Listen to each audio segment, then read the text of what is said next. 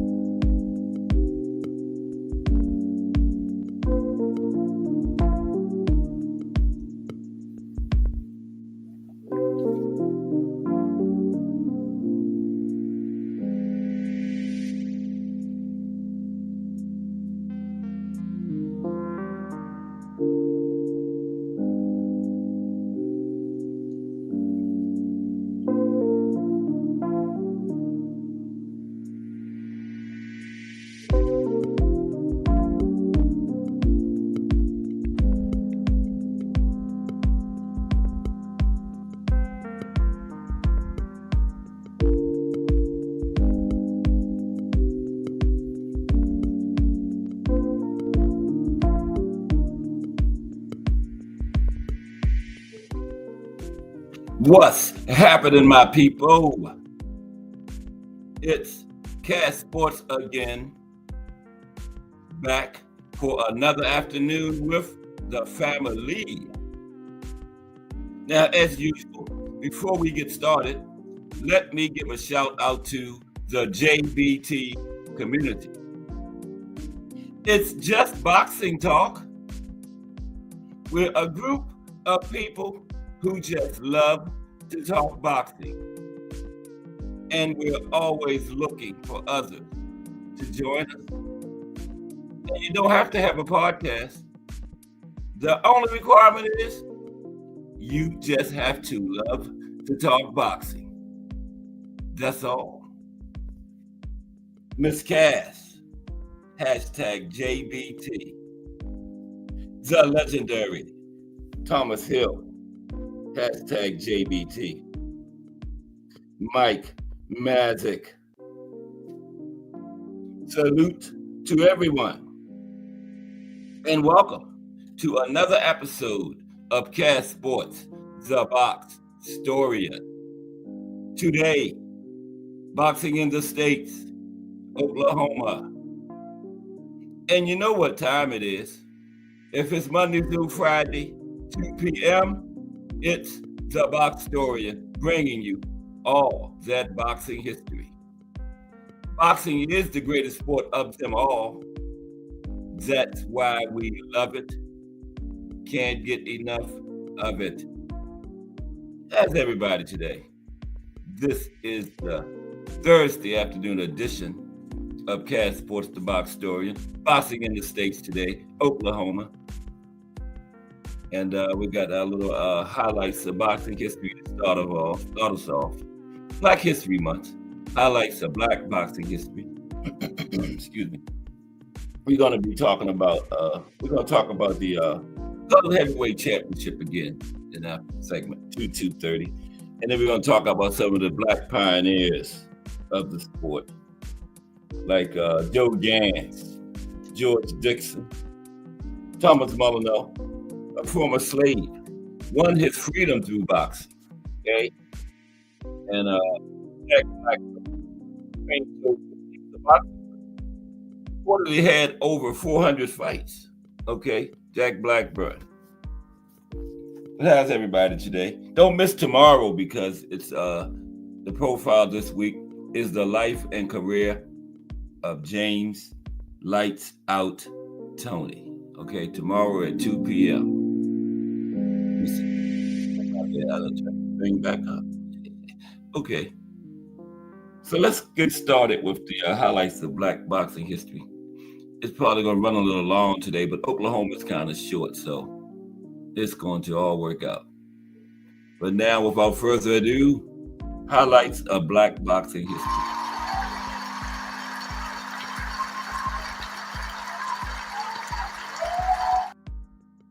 Thank you very much. Okay, highlights of black boxing history. We're going to talk about the World Colored Heavyweight Championship first. Let's talk about it. Now, the World Colored Heavyweight Championship. Excuse me. The World Colored Heavyweight Championship was a title awarded to black boxers in the late 19th and early 20th centuries. This was the only recognized heavyweight championship available to black boxers prior to Jack Johnson winning the World Heavyweight title in 1908. The regular title that everybody else fought for. Now, the World Colored Heavyweight title continued to exist until the reign of Joe Louis as universally recognized champ, as the color bar against black heavyweights was enforced during and for a generation after Jack Johnson's reign as the regular world champion. After Jack Johnson won the regular world heavyweight championship, the color bar was still enforced. As a matter of fact, once Jack Johnson won the regular championship, he enforced the color bar against the other black fighters. He wouldn't fight them either. And he used to hold the World Colored Heavyweight Championship. Crazy, ain't it? Now, join the color line. Excuse me, can't get my throat right. Okay. Join the color line. Now, though not sanctioned by any governing body, the colored heavyweight title was publicly recognized due to the color bar in pro boxing in the 19th and early 20th centuries, when white champions drew the color line and would not defend the title against a black man. Okay? In the heavyweight division, the color bar was adamantly defended by the Boston Strong Boy, bare knuckles boxing champ John L. Sullivan, the first modern heavyweight champion, who had fought black fighters on his way up to the title. But once he won the title, he would not defend it against a black man. Okay, they all did that. Now, when they were vying for the title, trying to get it, they would fight these black fighters because there were some good black fighters out there. And if you could beat some of these good black fighters, you gain credibility. And that was helping you get a shot at the regular title, although the black fighters couldn't fight for it. But once the white fighters got it, that was it. They stopped fighting the black fighters. Now, succeeding white heavyweight champs, James Corbett and James J. Jeffries, followed the same pattern of the first guy, the bare knuckles guy. What was his name? John L. Sullivan. James J. Corbett and James J. Jeffries followed the same pattern. Okay, they wouldn't fight the top black fighters. Now, since the white champions had fought black fighters as equals on their way up, the color bar undeniably was maintained due to racial prejudice, right? Now, since black boxers were being denied a shot at the world title solely due to their race, the general public gave credence to the colored heavyweight title. Yeah, they had a lot of status, a lot of credibility. Mm-hmm. Now, maintaining the color bar. Okay, maintaining the color bar. The color bar remained in force even after African-American heavyweight title holder Jack Johnson won the world's heavyweight title in 1908, thus ensuring the colored title remained the ultimate prize for all other black boxers. Once Jack Johnson was the world's heavyweight champion, he had relinquished the colored title to fight for the world heavyweight title. He never fought black opponents either. He denied matches to black heavyweights like Joe Jeanette. Joe Jeanette was Jack Johnson's successor as the colored heavyweight champion after Jack Johnson vacated. He denied heavyweight shots to Sam Langford, who beat Jeanette for the colored title. After he took it after Johnson vacated it, Sam Langford beat Joe Jeanette for it. And he also denied Harry Wills, who was the colored heavyweight champion during the last year of Jack Johnson's reign as the world's heavyweight champion. Blacks were not given a shot at the title, allegedly because such top boxing promoters as Tex Rickard believed that a fight between two black boxers would not draw at the gate. Okay. Now, it wasn't in the United States, but when they would go overseas to Paris and places and fight for the black colored heavyweight title, they had great gates over there, overseas. So Johnson, Jeanette, and Langford, let's talk, those were three of the big names of the day, period. Not just black fighters, period. Jack Johnson, Joe Jeanette, Sam Langford. What's up, Jarrell Hattie and Kensaw Love One? We're doing our little segment, such as Black History Month, highlights of black boxing history, okay? And talking about the colored heavyweight title that, black fighters were not allowed to fight for the regular heavyweight title, so they formed their own title, the colored heavyweight title, okay? And a lot of people gave a lot of credence to it because a lot of these white fighters would fight these black fighters on the way up the ladder, but once they got the title, then that was it. They closed the door. Okay. Now, Jack Johnson fought Joe Jeanette a total of 7 times, all during his reign as colored champion, before he became the world's regular heavyweight champion. When he beat Joe Jeanette 4 times, and they had 2 draws. 3 of the wins and 1 draw were newspaper decisions. In their first fight in 1905, they fought to a draw. But in the second fight, on November 25th, 1905, Johnson lost as he was disqualified in the second round of a scheduled 6-round fight. Now, Johnson continued to claim the title because of the disqualification. Now, after Johnson became the first African-American heavyweight champion of the world on December 26, 1908, his world heavyweight colored championship was vacated. Joe Jeanette fought Sam McVeigh for the title in Paris on February 20th, 1909, and was beaten, but later took the title from McVeigh in a 49-round fight on April 17th of that same year in Paris for a purse of $6,000, which is equivalent to $203,000 nowadays. So not bad, okay? Sam Langford subsequently claimed the title during Jeanette's reign after Johnson refused to defend the World Heavyweight Championship against him, okay?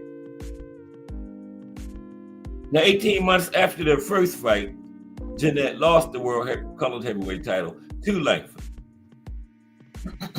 Now, after those 4 fights, Johnson moved on to the regular heavyweight championship, and he never fought Joe Jeanette again, despite numerous challenges from Jeanette, and he also avoided Langford, whom he had fought once while he was the colored heavyweight championship.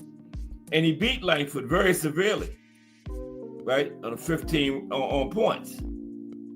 In August 1914, as Johnson neared the end of his reign, there were reports that Johnson had agreed to a fight with Langford for the world heavyweight title in Paris, but nothing never came of it. Okay, there were rumors that they would fight like I was saying, in Paris, because the white promoters would say that two black fighters couldn't draw, but that was in the United States.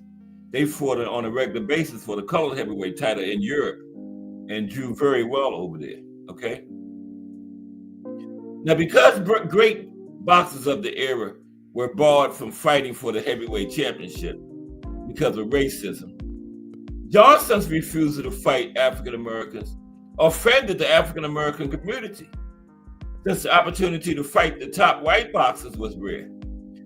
Joe Jeanette criticized Johnson, saying Jack forgot about his old friends as he became champion and drew the color line against his own people.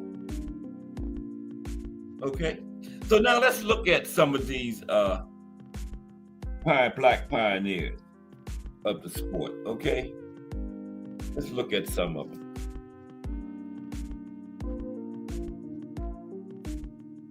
Look at some of these guys. First, who's first? Going to be on the wrong page. I did my notes backwards. I got the first part on the second page and the second part on the first page. But first is George Dixon. Okay. George Dixon was the first African American, first black boxing champion. Not African American because he was Canadian. The first black African American champion was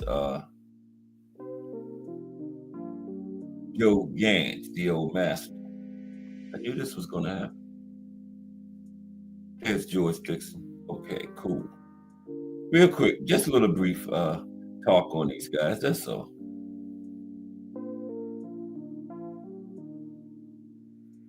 George Dixon. Here we go. Now, like I said, George Dixon was a Canadian professional boxer.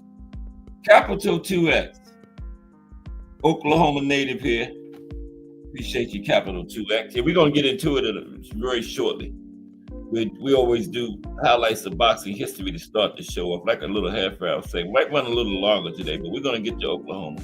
But appreciate you, Capital 2X, Oklahoma resident.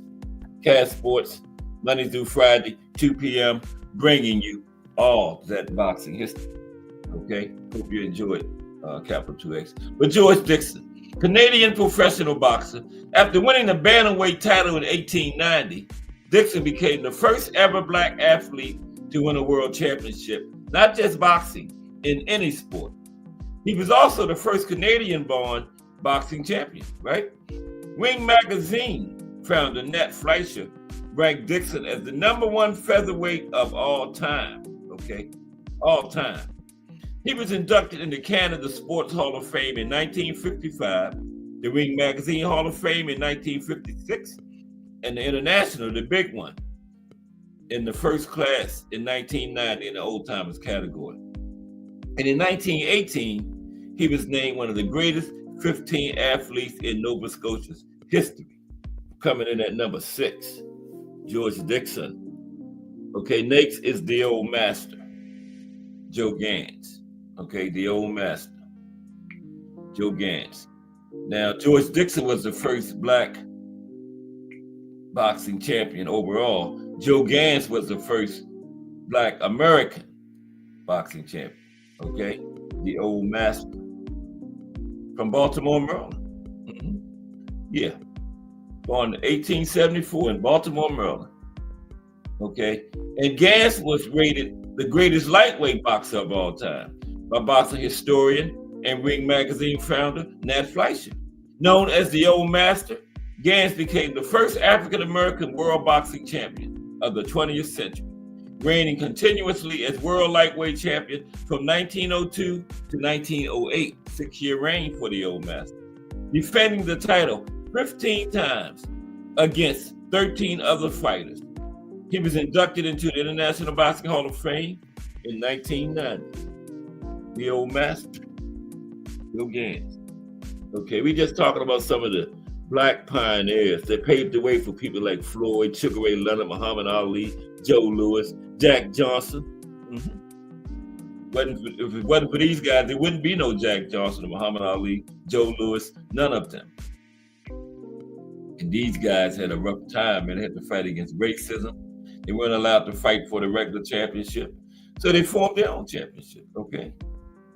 Thomas Molyneux. Now, Molyneux was a former slave.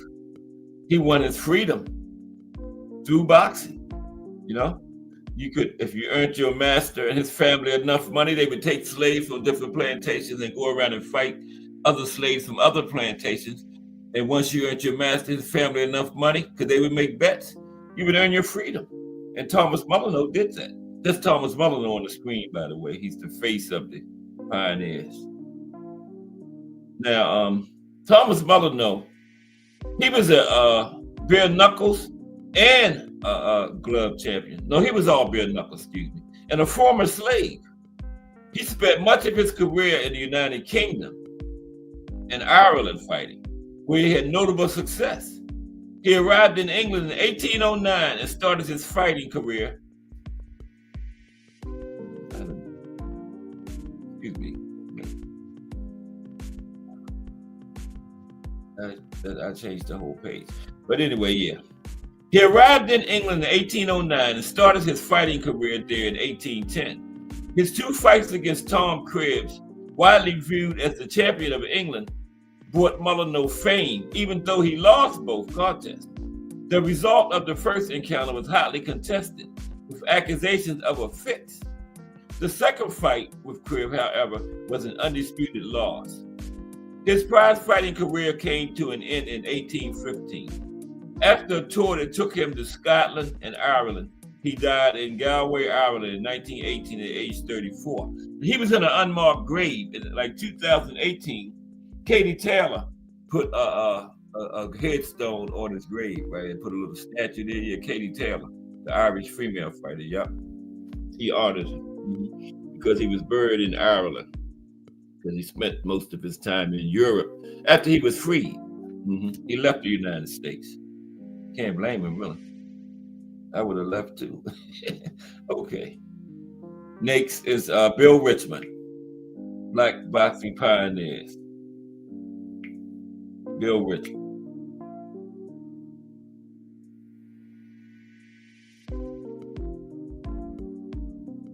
All right, thank you, Bill. We'll drop it in there. Let's talk briefly about Bill. Now, Bill was also born into slavery in Richmond Town, New York. Right? Yeah, they had slaves up there too. Oh, born into slavery in Richmond Town, New York. Also born in colonial America, he lived for the majority of his life in England, where all his boxing contests took place. All his fights were in England, okay? Now, Richmond went to England in 1777, where he had his education paid for, right? He then apprenticed as a cabinet maker in York, Bill Richmond. In the early 1790s, Richmond married a local English woman whose name was probably Mary Dunwick. You know, records kind of sketchy way back in the 1700s. And this marriage was recorded in Wakefield on June 29th, 1791. And Richmond and his wife had several children. According to boxing writer Pierce Egan, Richmond was well-dressed, literate, and self-confident. He came on the receiving end of racist attitudes in Yorkshire. Egan described several brawls involving Richmond because of insults.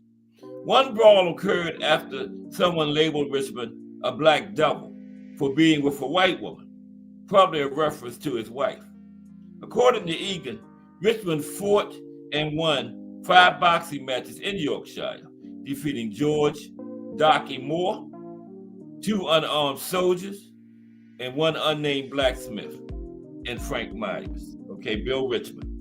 It's got a couple more. Then we're going to get on to Oklahoma. Next is Barbados Joe Walcott. That's who Jersey Joe Walcott named himself after. Barbados Joe Walcott, right? Barbados Joe Walcott. So far, everything is working out good here.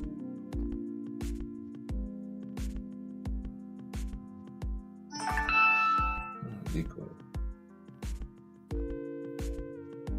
don't come up, then I'm just not going to do it. Barbados Joe Walcott. Here we go. Barbados Joe.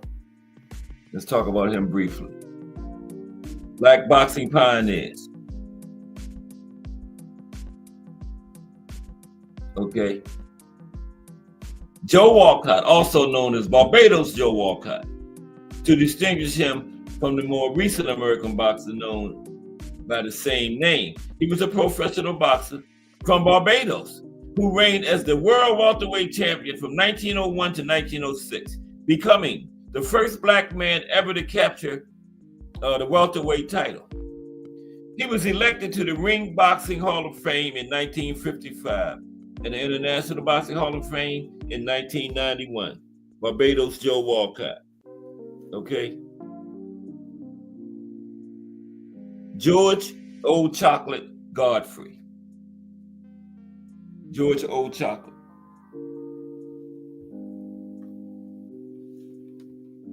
I told you about this music. It comes up on its own. Let me drop it down a notch. But how's everybody this Thursday afternoon? We're going to be talking about Oklahoma in a few minutes. Told you this little black boxing history might run over, but Oklahoma is a short one today, but it's a good one. Okay. Okay. George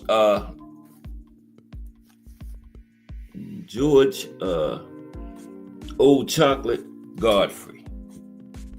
Okay, he's next.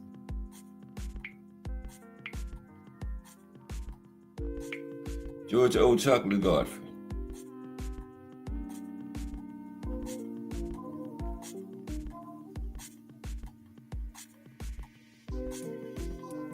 Okay, bear with me.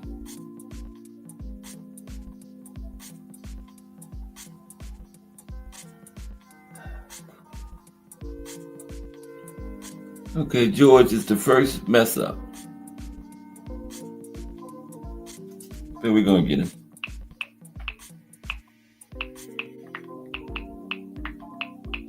Gotta type him in.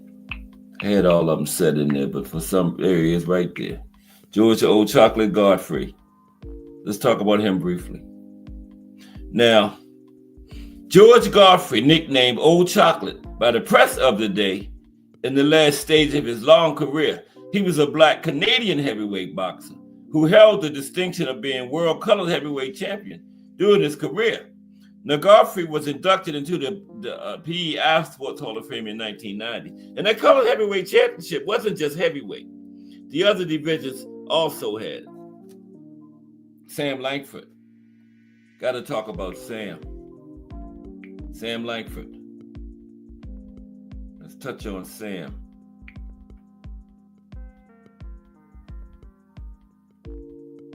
Sam Langford. There we go. Mike Grimm in the building. What's up, Mike? How are you today? And Ace. Salute, Ace. We're just talking about, since it's Black History Month, some highlights of black boxing history. We're going to talk about Oklahoma in a few minutes, but right now, we're covering some of the black pioneers that without these people, we wouldn't have had no Muhammad Ali or Floyd Mayweather or Sugar Ray Leonard. They paved the way. They fought racism, mafia, intimidation, all that stuff back in them days. You know, they paved the way for these new age. No Tank Davis, none of them. Bud, none of them without these guys, man. Sam Langford. Now, Sam was a Canadian boxing standout of the early part of the 20th century, called The Greatest Fighter Nobody Knows by ESPN. Langford is considered by many boxing historians to be one of the greatest fighters of all time. Originally from Weymouth Falls, a small community in Nova Scotia, he was known as the Boston Bone Crusher, the Boston Terror, and his most famous nickname was the Boston Tar Baby. Damn, Sam, I don't like that one. That was his most famous nickname, the Boston Tar Baby. Langford stood 5'6.5" tall and weighed 185 pounds in his prime. He fought from lightweight all the way up to heavyweight and defeated many world champions and legends of the time in each weight class, okay? From lightweight to heavyweight. That's a wide range. considered a devastating puncher, even at heavyweight. Langford was rated number 2 by the Ring magazine on their list of 100 greatest punchers of all time. You hear that? Number 2. Okay, and this man came all the way from lightweight. Rated number 2 of the top 100 punchers of all time by Ring magazine. Okay, that's a reputable list there, Ring magazine. One boxing historian described Langford as experienced as a heavyweight, James Toney, with the punching power of Mike Tyson. Okay, one historian described it as a combination of James Toney and Mike Tyson. And by the way, James Toney is the profile tomorrow. Speaking of James Toney, just got a couple more. Got to cover these guys, man. Can't leave none of them out. That would be disrespectful. Okay, because these are the black boxing pioneers. Joe Jeanette.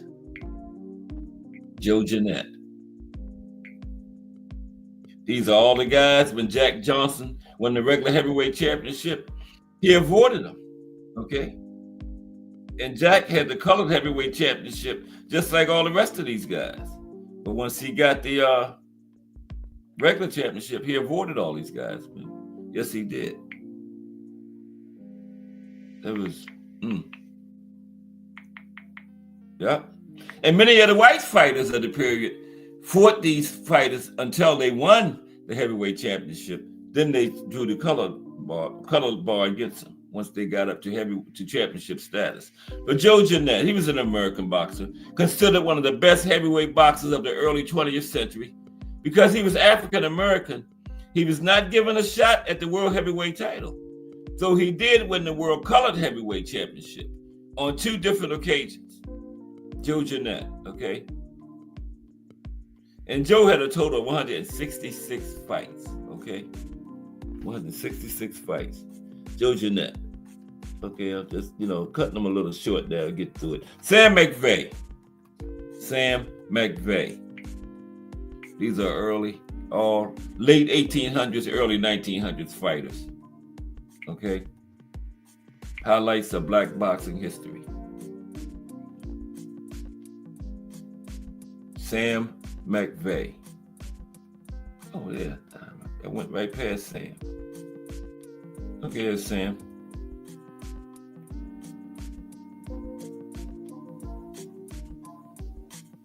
Now, Sam was a Hall of Fame heavyweight boxer during the early 20th century, famously known as the Oxnard Cyclone. He ranked alongside Jack Johnson, Joe Jeanette, Sam Langford, and Harry Wills as some of the best heavyweights of their era.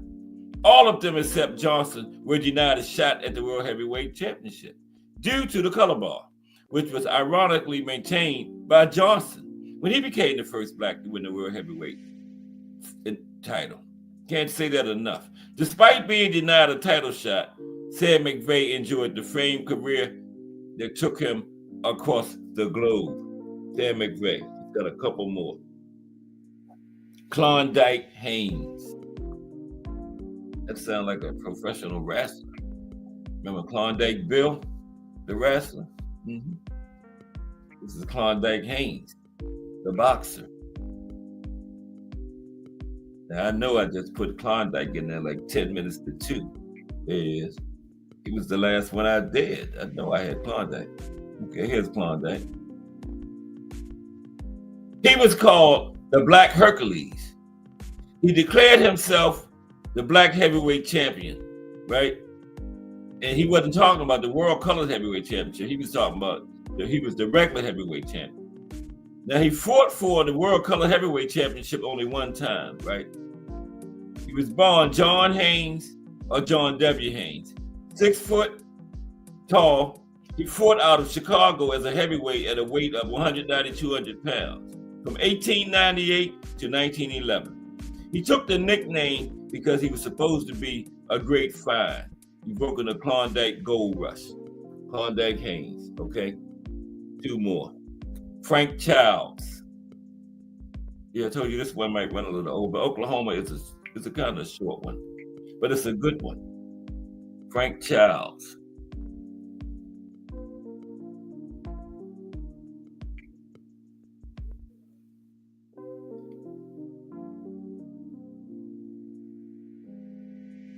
Frank. Okay, one more, and then we're gonna start talking about Oklahoma. I promise.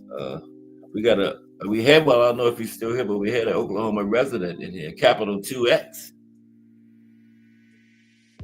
Let him stick around. Now, Frank Giles, he was born in Texas, right? And his nickname was the Crafty Texan, right? And he fought in the late 19th century, 1800s, and early 20th century. This was the only recognized heavyweight championship available to black boxers, the color heavyweight championship, and he fought for that, right? Prior to Jack Johnson winning the regular heavyweight title. And Frank Giles fought for the World Colors Heavyweight Championship, but he did not win it. Wait a minute now. I got off Frank's page. Okay, here we go. Frank Giles. He was called the Crafty Texan, African-American boxer, fought out of Chicago from 1892 to 1911, and twice held the World Colors. He did hold it. He held it twice. World Colors Heavyweight Championship, okay? Fighting at a weight between 160 and 185. He was short and stocky. He fought middleweights, light heavyweights, and heavyweights, and he had a powerful punch. And last but certainly not least, Jack Blackburn. He trained Joe Louis, and reportedly to have over 400 professional fights. I don't know about that, but that's what he said he had. I couldn't find 400 for him. But Jack said he had 400. But he trained Joe Louis. He was Joe Louis's trainer until Jack passed away. Yep. Until he passed away, he was the trainer of the Brown Bomber. Look at Jack, and then we're going to get started with Boxing in the States, Oklahoma. He fought in the first half. He was a boxer and boxing trainer. Fought in the first half of his career as a lightweight and later a welterweight. He was known for an exceptional defense and fought many men above his weight class, which was very common during that period, including 6 fights with the great Sam Langford. He fought Joe Gans 3 times in no decision fight, defeating Gans once, according to newspaper accounts, and made good showings against Harry Lewis, Philadelphia Jack O'Brien, and Harry Grab. These white fighters would fight him, but not in championship fights. He fought the great Harry Grab, Jack O'Brien, but they weren't championship fights. When it came for the time for the title, they would not put it on the line against these guys. Okay, and Jack Blackburn, he had most of his fame training Joe Louis, right? But he also had a significant role in training 1926 lightweight champion Sammy Mandel. And he helped to train world bantamweight champion Bud Taylor and world light heavyweight champion John Henry Lewis as well.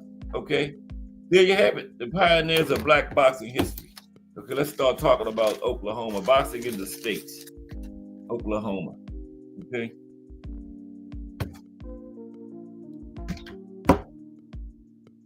All right, everybody hitting the like button. Oh yeah, that's good for early in the show. Okay. Boxing in the States, Oklahoma. That's Tommy Morrison right there. He was born in Arkansas, but boxed out of Oklahoma. He also had a Sunday box. I just found it out yesterday. The Duke, Tommy Morrison, yeah, he had a Sunday box. Still ain't got my throat right. Okay, let's get started with Oklahoma. I told you this, the highlights of this black boxing history might run over today. We're gonna have, this is Black History Month, highlights of black boxing history throughout the month. We're gonna get back to the highlights of boxing history in the Ring Magazine Fights and Fighters of the Year eventually, okay? But now, boxing in the States, Oklahoma. Okay, now it was a misdemeanor to engage in a prize fight in Oklahoma prior to July 17th, 1959. Now on that date, July 17th, 1959, Governor J. Howard Edmondson signed a bill that legalized the sport of boxing in the Sooner State, okay? Now I hope Capital 2X is still here. He's an Oklahoma resident. He thanked me for doing this. It was something if you don't hear it. Right.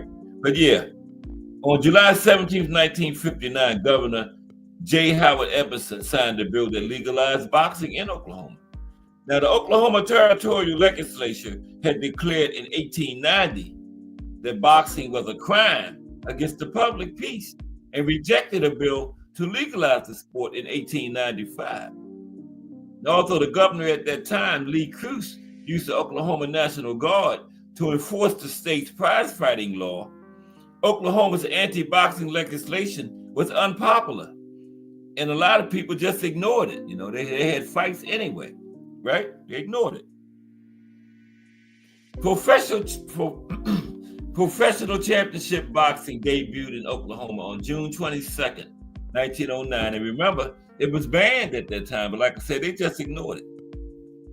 So championship boxing debuted in Oklahoma on June 22nd, 1909, when more than 3,000 spectators gathered at Oklahoma City to watch Denmark's Battling Nelson defend his World Lightweight Championship.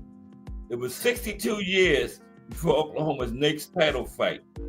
On December 16, 1971, Cushing, Oklahoma native Brian Kelly Burden unsuccessfully challenged Bob Foster for the World Light Heavyweight Championship at Oklahoma City State Fair Arena.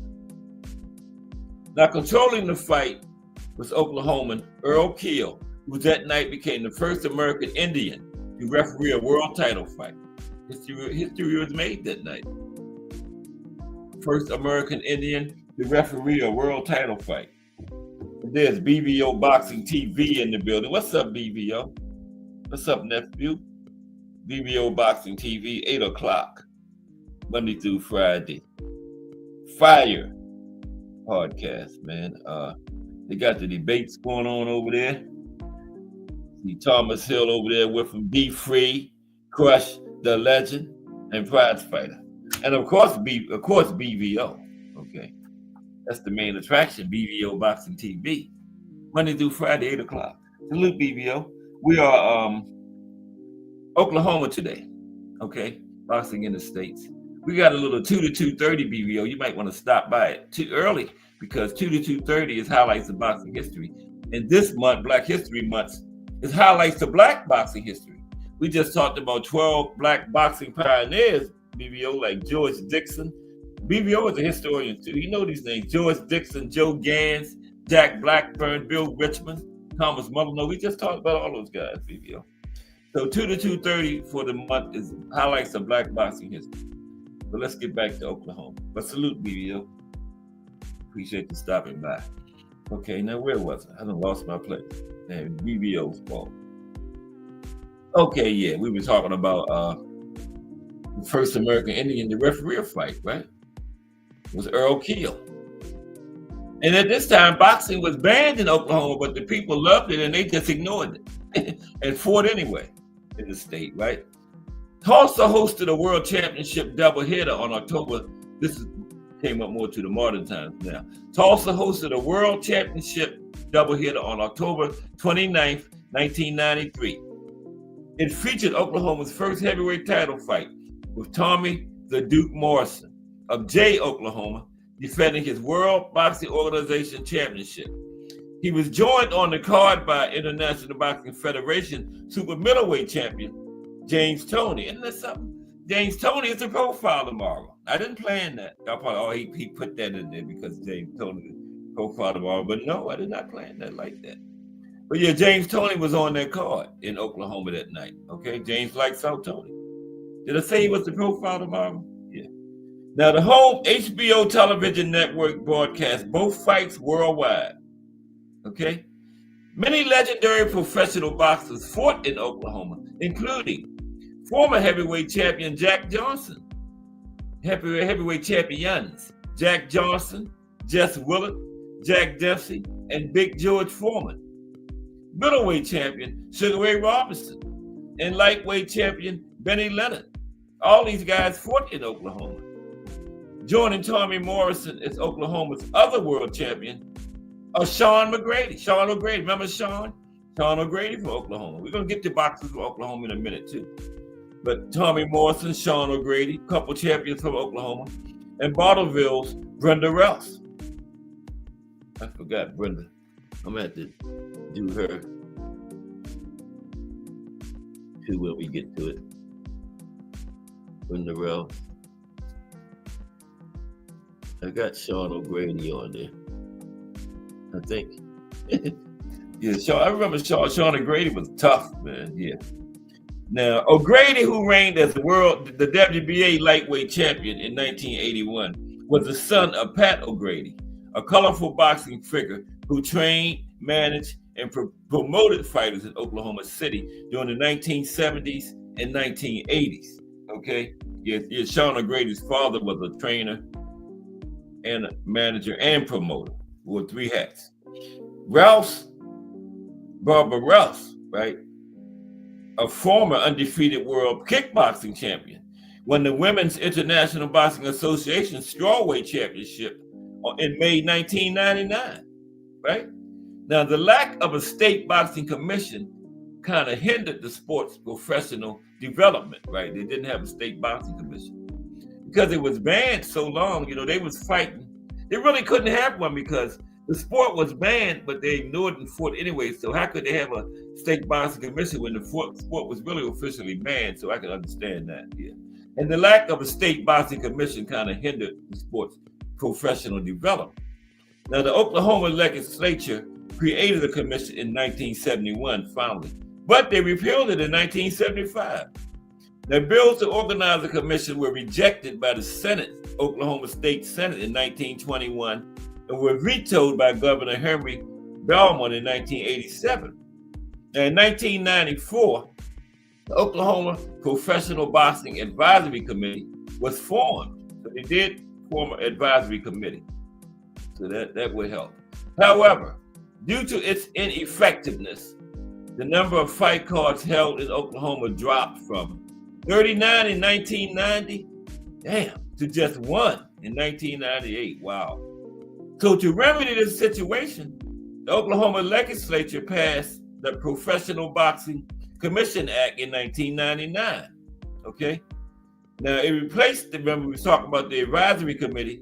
It replaced that advisory committee with the 7-member Oklahoma Professional Boxing Commission. They finally got a commission. Okay. And I think this one stuck.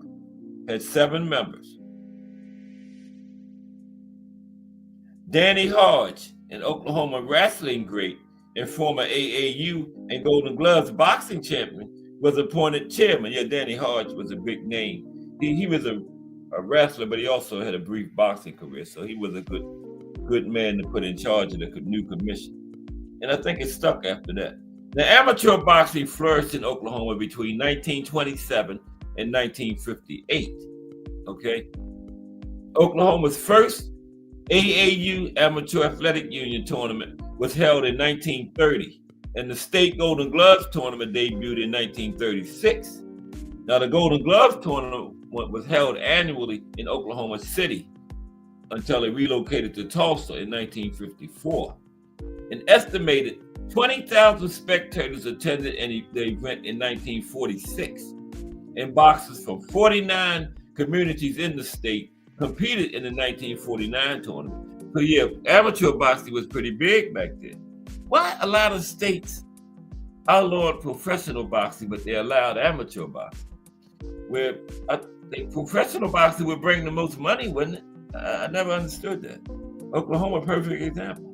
They allowed amateur boxing all through the years, but professional boxing was banned till the 50s. But they had it anyway, but it was banned, If it was legal, it would have made a lot more money with a lot more fight cards, right? But yeah, I don't understand that. A lot of states did that. They allow amateur boxing, but they banned professional boxing. As I've been going through these boxing in the states, I've seen that a lot, Now, each year, Oklahoma's 8 Golden Gloves champions represented the state at the national tournament in Chicago, right? Barry Darby and Earl O'Neill became Oklahoma's first national Golden Gloves champions in 1943. That same year, O'Neill was also crowned Oklahoma's first national AAU champion, right? Amateur Athletic Union. Now, the Oklahoma squad won the National Golden Gloves team title in 1949. So amateur boxing was flourishing. So it had a few more years before they legalized professional boxing. Now, boxing was also a popular activity at Oklahoma's high schools, collegiate, and universities, and military installations. Excuse me. In 1927, the Oklahoma Interscholastic Athletic Association held its first state tournament for high school boxers. At the collegiate level, boxing became a letter sport at Oklahoma A&M, which is now Oklahoma State University, right? And it became a letter sport in 1937, the same year that the Aggies won the state Golden Gloves team championship, right?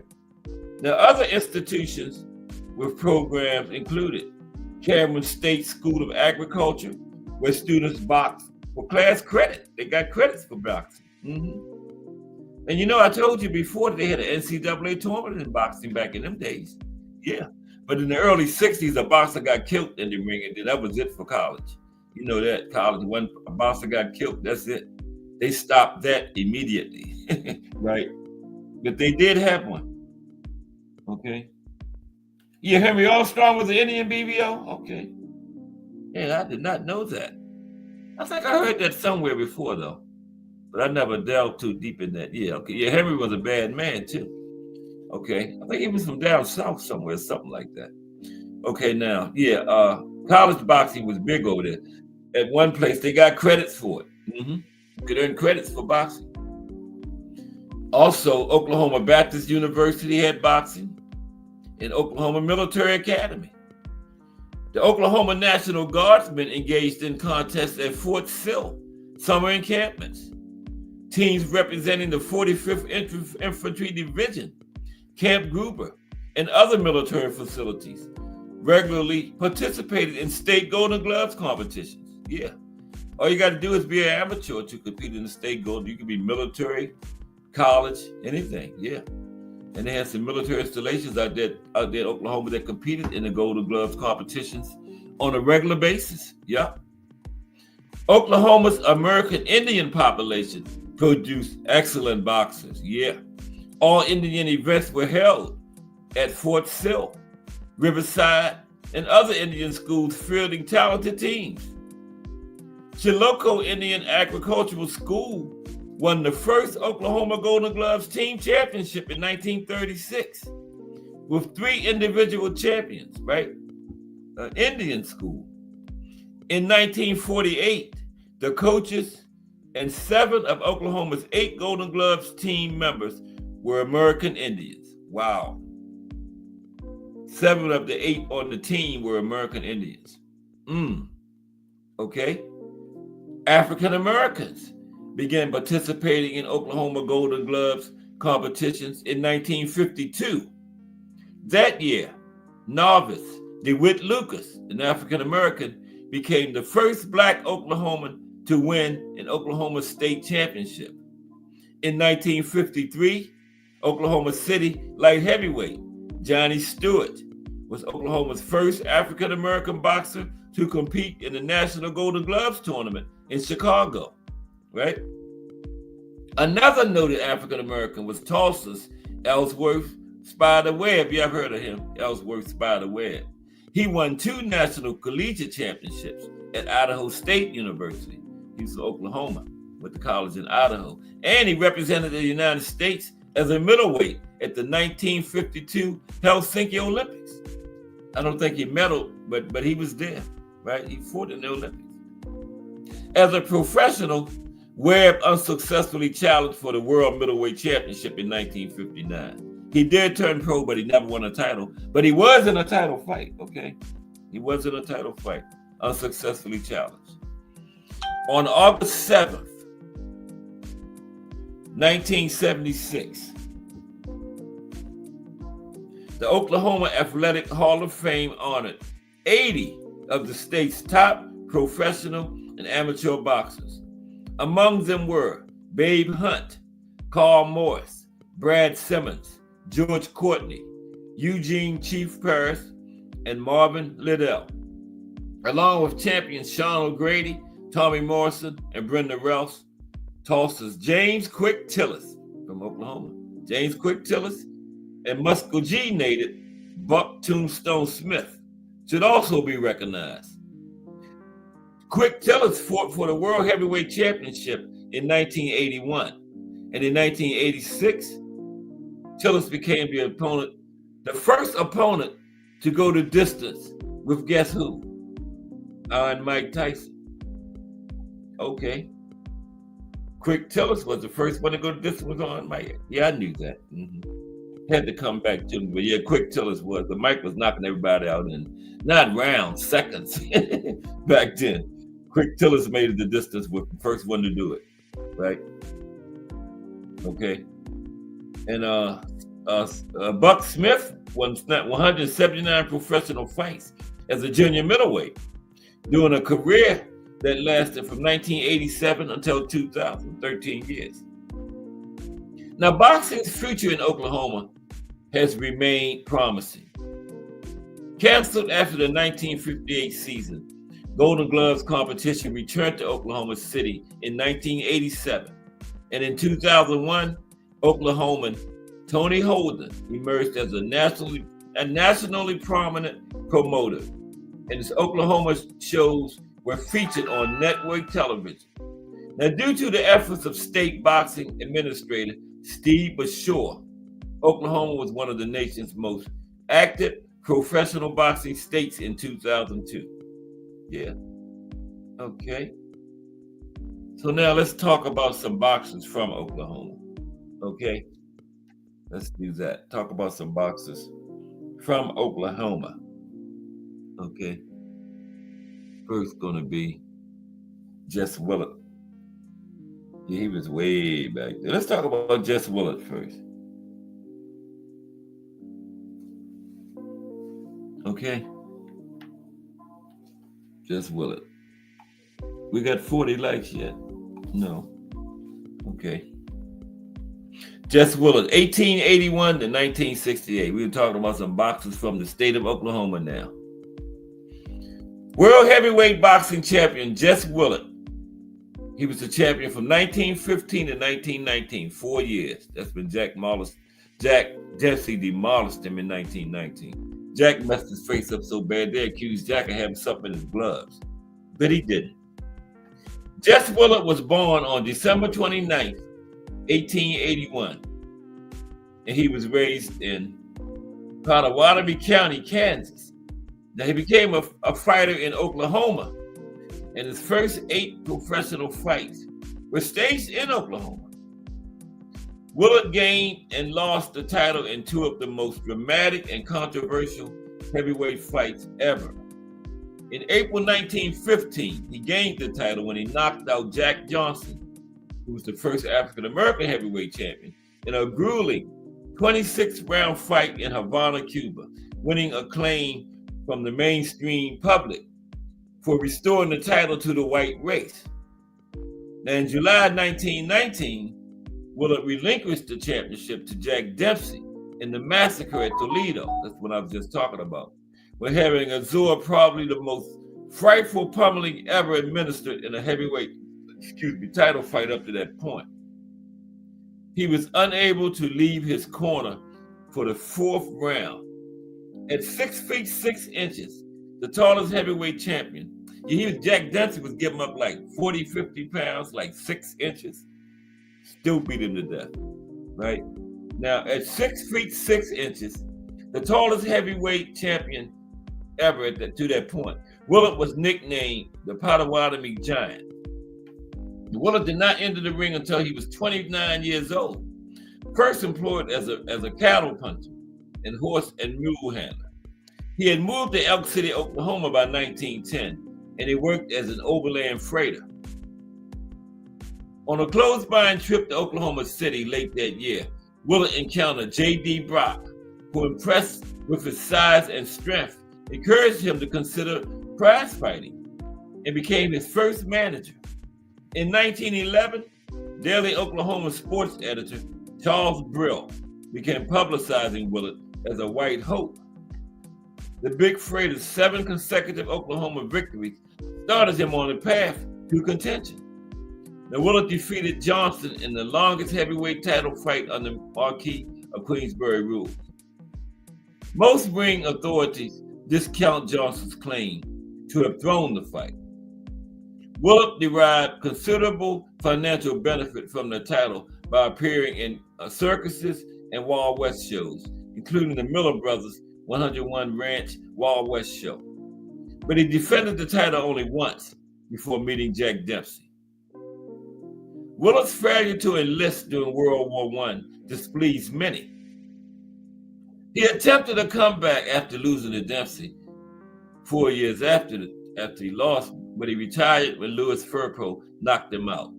Well into the 1960s, Willard charged that Dempsey's gloves were loaded in their 1919 title fight, but few boxing experts believed it.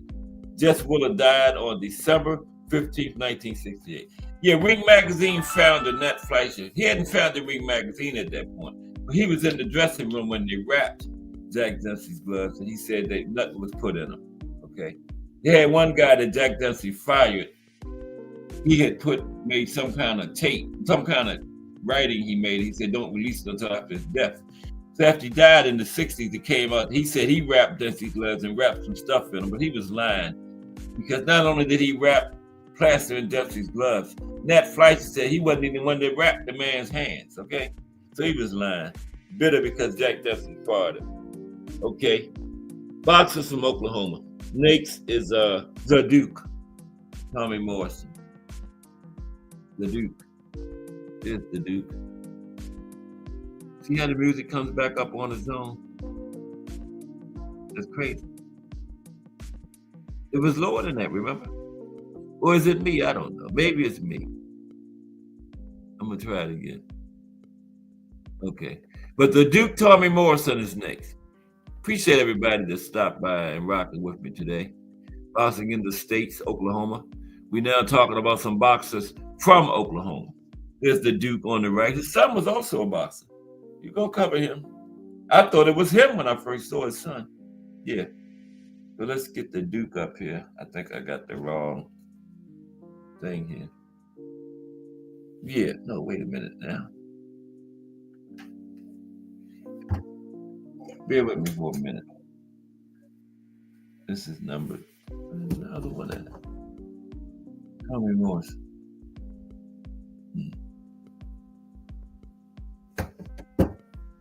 Yeah, I'm right. I was a little mixed up for a minute there, but okay, yeah. Here we go. Tommy Morrison is first. And I gotta go way down. Okay, let's do this. Yeah, they called him the Duke. Here we go. Just gonna talk about these guys briefly. I ain't trying to bore y'all. Okay. Now, Tommy Morrison. He was a boxer and a mixed martial artist, okay? He was known for his powerful left hook in boxing. He was born in Gwinnett, Arkansas. He started boxing at age 10 in Jay, Oklahoma. Moved to Oklahoma at a very young age, okay? Now, his amateur career included Golden Gloves competitions and the 1988 U.S. Olympic trials. In 1993, Morrison won the WBO heavyweight title by defeating Big George Foreman with a unanimous decision. And he competed from 1988 to 2009. The Duke had a 21-year career. Okay, boxers from Oklahoma. Next is James Quick Tillis. Quick, first man to go the distance with Iron Mike Tyson, when Mike was right there just 1 and 2 rounds, just killing people, man. This Duke on the right wasn't just beating them, Mike was destroying them. And Quick was the first one to go the distance with him. Okay, let's talk about Quick. James Quick Tillis. There's James. Okay. Just a little brief, that's all. Okay. Now, Quick is from Tulsa, Oklahoma. right? He won 22, lost 1, had 1 draw. No, excuse me. He won 42, lost 22, had 1 draw, 1 no contest, 31 by way of knockout. With Quick Tillis in his career. James Theodore Tillis, right? He competed in the heavyweight division during the 1980s. He was known for his fast hand speed. He was a natural southpaw who switched to orthodox during his amateur career. Trained by Muhammad Ali's trainer, Angelo Dundee, remember? Angelo. Tillis won notable fights against Ron Stander and Ernie Shavers. Also fought Mike Tyson, like I said, was the first man to go to distance with Mike. James Quick Tillis. Boxers from Oklahoma. Next is Brian Kelly. Brian Kelly. Okay. Here's Brian. I think Brian was a mixed martial artist too, if I'm not mistaken. Also, the Brian Kelly, the football coach, is from Oklahoma, remember? I don't know if he's still coach. Remember him? The Brian Kelly, the football coach. I think he coached Notre Dame for a minute. Yeah. But we talked about the boxer, Brian Kelly. Okay. There's Brian. There's Brian up there on the screen there. Everybody hitting the like. Now, his name was Kelly D. Burden. He fought under the name Brian Kelly, right? And Brian was from Oklahoma. From Oklahoma. Trust me. He began boxing at St. Patrick's Roman Catholic Church gym in 1946 when he was 13 years old. And he won a gold medal at the 1948 Olympics. Okay? Wait a minute. He won gold at the Olympic trials at age 14. Okay? At age 16, he became the youngest boxer to ever win a Canadian amateur senior crown. Kelly was inducted into the Niagara Falls Sports Hall of Fame in 1990. Died in 2016 at age 78 from Alzheimer's disease. And he won 45, lost 1, had 13 draws, Brian Kelly. Yeah, had 13 draws and 26 knockouts. Next is Brian Fox. Boxers from Oklahoma. Brian Fox. Okay.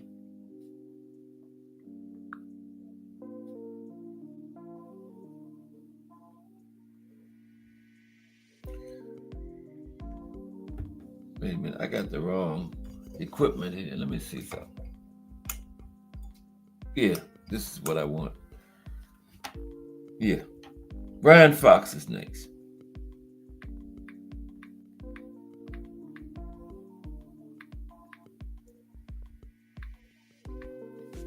Okay.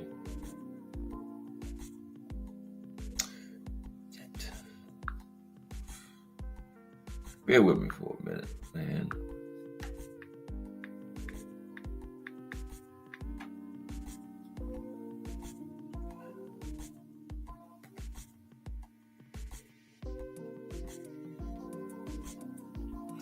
Man. Okay. We're not going to have Brian Fox, okay?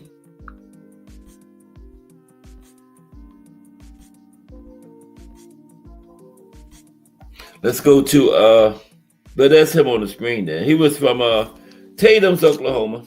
He had a record of 49 wins, 9 losses, 1 draw. 49 wins, 48 knockouts, by the way, for a knockout rate of 97.9. And you know why I can't find him? Because his name is not Brian Fox. It's Billy Fox, okay? Billy Fox. And there's Billy.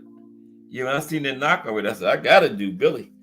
49 wins, 48 knockouts. Wow. That's a hellacious knockout rate there, man. Al Booker in the building. What's up, AB? How are you today? And Melanie Queen 27. Salute, Melanie Queen. How are you today? Good to see you. Boxing in the States, Oklahoma. We're just looking at going over some boxers from Oklahoma right now. Billy Fox.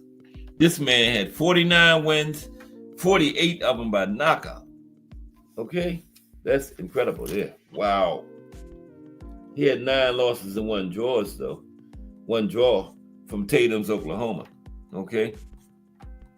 Now, he was better known as Blackjack Billy. Okay? He was a heavyweight.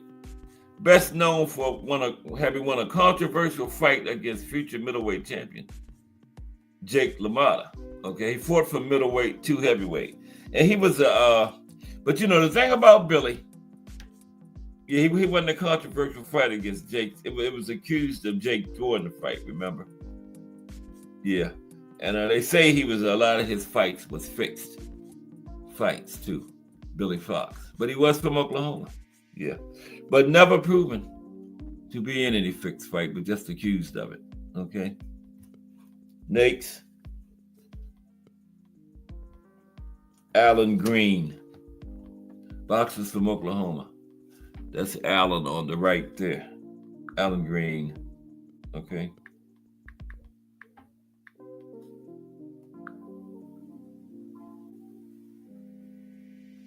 Alan is from Tulsa, Oklahoma.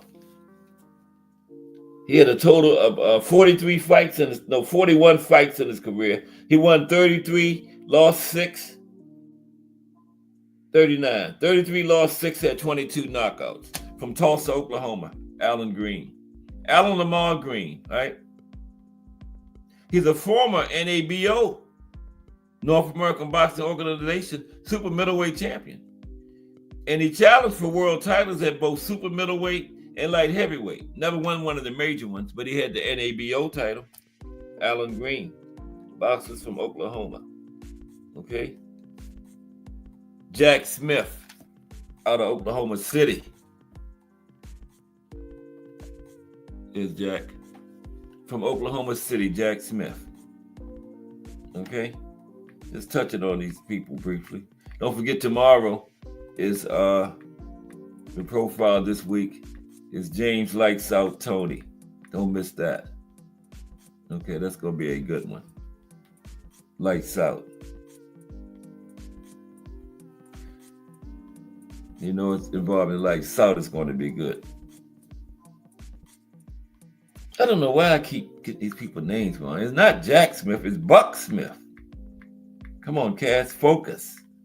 Focus. Yes, Buck Smith.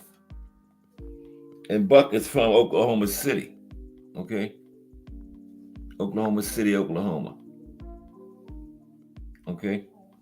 Now, Buck had, 204 fights. No, 206 fights in his 204. He won 182. He lost 20. He had 2 draws. And out of 182 wins, he had 29. He had 121 knockouts. Oh my goodness. You ain't gonna believe this. He had more than that. Wow. I missed his no contest. Wow. You're not gonna believe this. Let me calculate that first. 182 wins. You had Buck. He had 20 losses. He had 2 draws. And no contest. 233 total fights for Buck, okay? Now 182 wins, 20 losses, 2 draws, and get this. 29 no contests. What was you doing, Buck? 29 no contests. But he had 121 knockouts from Oklahoma City. Buck Smith, okay? Wow. He was a welterweight. Now, he was never considered more than a journeyman. He is one of boxing's all-time knockout kings, right? With that 120, yeah. The top is 136. I forgot the guy's name, but I know Archie Moore had 132 for number 2. So 120, one of the all-time knockout kings. And those records will never be broken because nobody's even going to fight that many times anymore. Now look at this one. I'm gonna put this man's name in the chat. Y'all, I want y'all to pronounce this for yourself. Okay? I think he's next. No, he's not Nakes. We're gonna get to him. Nakes is Wes No Fire. Okay, they had some lot of few Indian fighters out there in Oklahoma. Wes No Fire is next. There's Wes No Fire. I think the name I was talking about is after. No, he's coming though. Yeah, that's Wes No Fire on the left there, doing the punch. Okay. Wes No Fire. You know the Indian names. Wes No Fire, Big Running Water. You know, Indian names. No Fire, Running Water, Gas and Electric. You know. Yeah. Wes No Fire. Let's talk about Wes.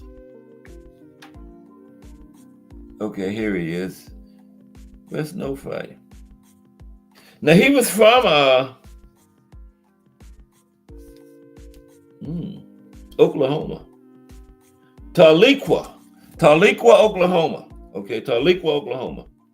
He had 22 fights in his career. He won 20, lost 2. He had 16 knockouts for an 80% knockout rate. Not bad. 80%. Not bad at all. Okay. BN Boxing News in the building. What's up, BN Boxing News? We just talking about some fighters from the Sooner State, Oklahoma right now. That's all. Did a little history on it.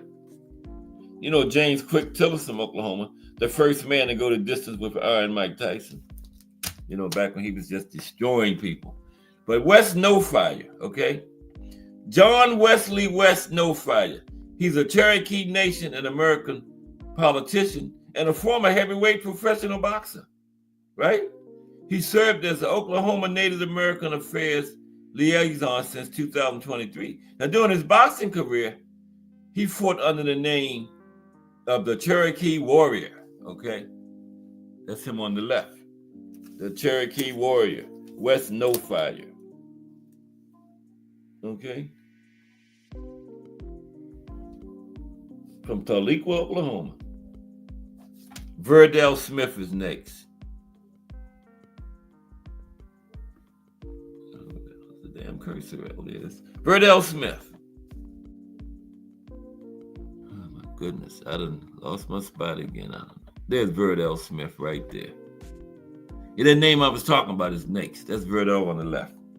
Let's get through Verdell and then we're gonna. Y'all got to see this name. He's an Indian. Okay, Verdell Smith. Verdell is from Oklahoma City, Oklahoma. Wow. Verdell 146. He lost 63. Yep, that's right. 146, lost 63. Had 3 draws, 7 no contests, and 18 knockouts. Yeah, 146, lost 63. That's not backwards. But he did get in the ring, so I can't laugh. I ain't never got in there, you know. And he won 46, so hey. Now, Verdell, he was also, his real name was Tommy Bowles, right? Wow. Verdell Smith, a.k.a. Tommy Bowles, a.k.a. Tim Brooks. Wow, he had a lot of different names. What was up with that? He was a journeyman fighter, right? He appeared on the front page of the May 10th, 2004 edition of the New York Times, as he was the focal point of a lengthy article in the Times sports section on allegedly fight fixing. How in the hell was he fight fixing and he lost 63? Well, I don't know. I guess he could be taking dives. I don't know. I hope he got paid. 146, lost 63. Verdell Smith. And next is George Taquila Dakula. I don't know. But there's George. I'm going to put his name in the chat for y'all. Okay? Defiant Arnie one in the building. Boxers from Oklahoma. George. Okay. Now, I can't even syllabalize this name out, man. Okay, T-A-H.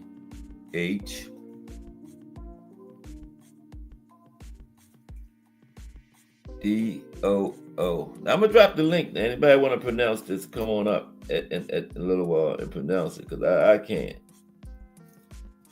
Is that an H? Oh, yeah, H-N-I.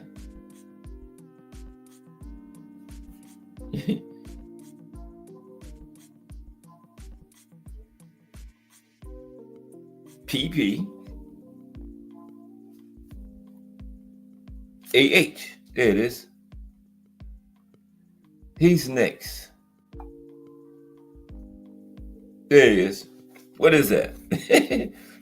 George Tardonipola. I don't know. But he's next. GT. That's what I'm going to call him, GT. And GT is from Oklahoma. Somewhere in Oklahoma. Okay. These are boxers from Oklahoma. Anybody pronounce that?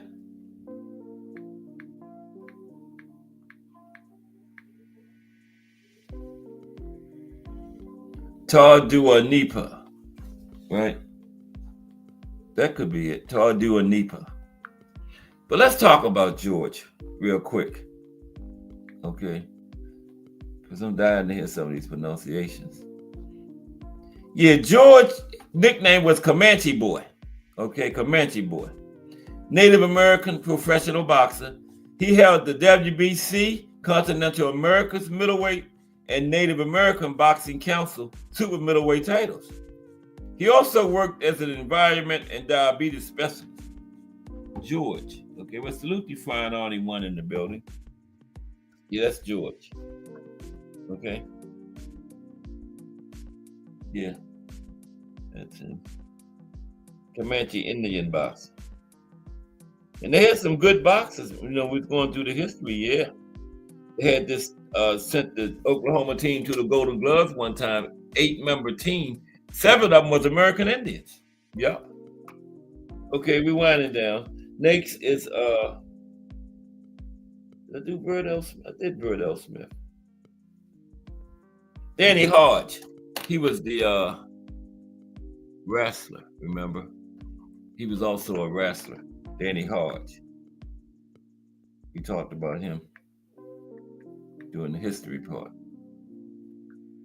He was an amateur boxer, though, I think. Yeah, Danny was. But Danny was from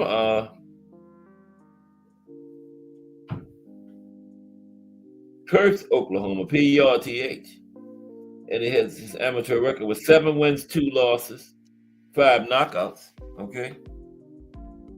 Yeah, his nickname was Homicide Hodge and Deadpan Danny. Legendary boxer and wrestler. He was a 3-time NCAA champion for the University of Oklahoma in wrestling. He pinned all his opponents in all the finals. In the 1956 Olympics, he was leading by a large margin when a controversial call resulted in a silver medal. Leading by a large margin in the gold medal match, and the referee made a controversial call against him. Yeah, they hate those Americans in all sports and those international competitions. I don't know why. Yeah, especially boxing. Now, Hodge was known for his strength. He was the only amateur wrestler to appear on the cover of Sports Illustrated. Danny Hodge. Mm-hmm. Grady Brewer is next. A boxer from Oklahoma. There's Danny Brewer. And Danny is from Lawton, Oklahoma. He had 52 fights in his career. He won 32, lost 20, had 16 knockouts. Danny Brewer. Mm-hmm.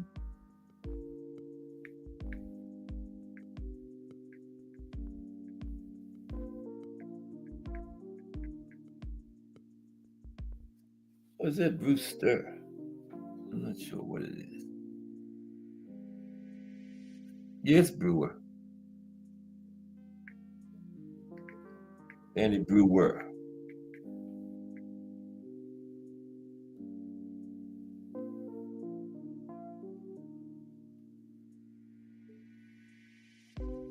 Yeah, but anyway, Danny is from Lawton, Oklahoma. Told you 52 fights, won 32, lost 20, 16 knockouts for Danny. Next, Carson Jones. Boxers from Oklahoma. Carson, Oklahoma City. Carson won 41, lost 15, had 3 draws, 2 no contests, 31 knockouts. Carson Jones. Okay. Now Carson He was a welterweight, former USBA welterweight champion, also the former NABA junior middleweight champion, former WBC Continental Americas junior middleweight champion, and the former NABA USA junior middleweight champion. Just had a bunch of minor titles, never won any other major. Okay. And next is the son of Tommy Morrison. I didn't know that till yesterday. That Tommy Morrison's son fought. I saw his picture. I thought it was him. Yeah, Tommy Morrison's son. He might be still active. His name is Kenzie Morrison. There he is. They look just like Tommy. Crazy. But Kenzie is from Miami, Oklahoma, right? 23 fights, 120, 1 loss, 2 draws, 18 knockouts. He got popped. Man. 18 knockouts. He got popped like his pop. Remember, his father had 87.5% knockout rate for his career. Kenzie has 90%. You know, Kenzie has 18 knockouts in 20 fights. Yep, Tommy Morrison's son. That's him. Yeah, I really thought that was Tommy. Wears hair the exact same way and everything, man. It's crazy. Yeah, James Mackenzie Morrison. Kenzie Morrison for short, right? Son of former heavyweight boxing champion Tommy Morrison. In April 2022, Kenzie won the WBC U.S. heavyweight title. He's a heavyweight like his father. He stopped Hasim Rahman Jr. Oh, 2 sons. Tommy Morrison's son beat Hasim Rahman's son. He won the WBC USA heavyweight title, stopped Hasim Rahman Jr. in the 5th round. Morrison is known for his left-right combination. He has a co-promotion deal with DiBella Entertainment and Holden Productions. So that fight with Hasim Rahman was in 2022, so he might be still active. I'm gonna have to check on that. Okay. Kenzie Morrison. No, that's not Tommy, that's his son. Kenzie, but his name is James Mackenzie Morrison. Kenzie for short. Okay. Couple more. There's Kenzie from Miami, Oklahoma. Eric Fields. Eric is from Ardmore, Oklahoma. He has 28 fights, won 24, lost 4, 16 by way of knockout. Eric Fields. Okay. Talk about Eric real quick here. From Ardmore, Oklahoma, Eric Fields. Okay. Now Eric is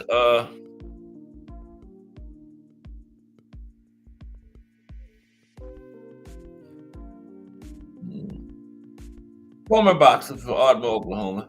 He attended Ardmore High School and received offers from several universities, including Texas Tech, Arkansas State, and New Mexico State. In 2009, Fields attributed a loss to a lack of experience, but he stated that he was able to bounce back quickly. As of April 16, 2024, Fields is expected into the transfer portal. Very interesting. Former boxer. He doesn't box anymore. Eric Fields. Let's got a couple more. Okay.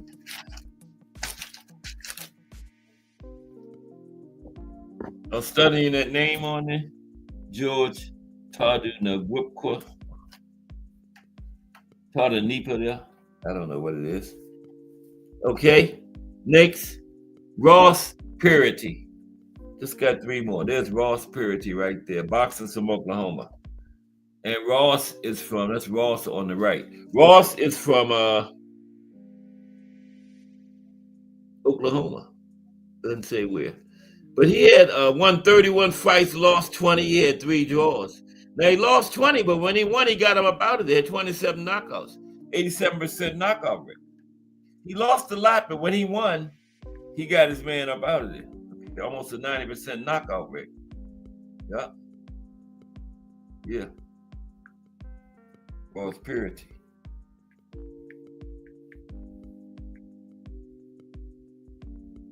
Yeah. He's a journeyman, high-level journeyman, though. Okay?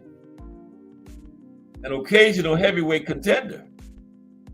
He is best remembered for his shocking upset of guess who?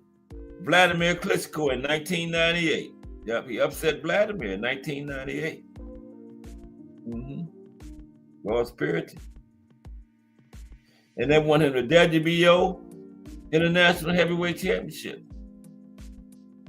And also for fighting former World Boxing Organization World Heavyweight Champion Tommy Morrison to a draw. And he also holds fairly notable wins over former world title challengers Jorge Luis Gonzalez and Joe Hip. Yeah, that was a big win when he beat Tommy Morrison. Not Tom, Vladimir Klitschko. He fought Tommy to a draw. Yep. Next to the last one, George Johnson. Here's George. George Johnson. That's the next to the last one.